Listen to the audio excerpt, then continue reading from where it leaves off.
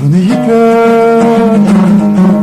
anam tokugan atam satkan ipek anam köynegi atam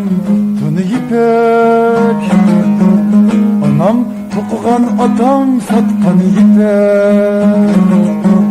karım boyuda ipek karım boyuda yıl boyuda ipek sen üzme tükkenme darak ırgıtıp üzme yigenme pili vakkanma tügümün genme bulan bilen kervan başlar nukam talap ipek satkanma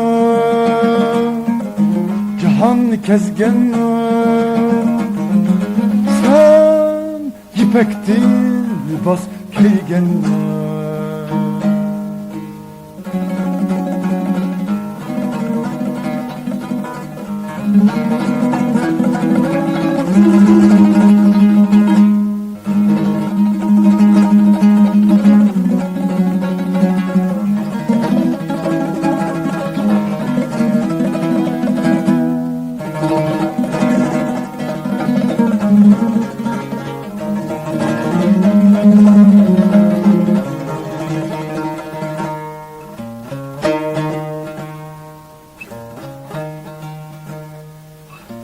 sen ham tokumayı tokudun yipekti sen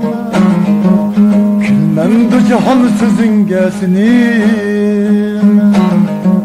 sen ham tokumayı tokudun yipekti sen külmemdi cihan sözün gesini fakat bir günla körsen tügünü onu mendin kandak yigensiz kandak tattın ipek yolunu kilip bakmasan tarım koynuğa sen kandak geldin elinin boyuna sorunun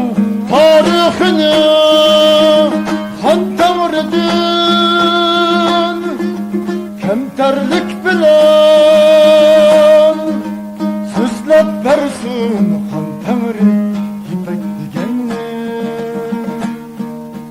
süslep versin han temri ipek digenini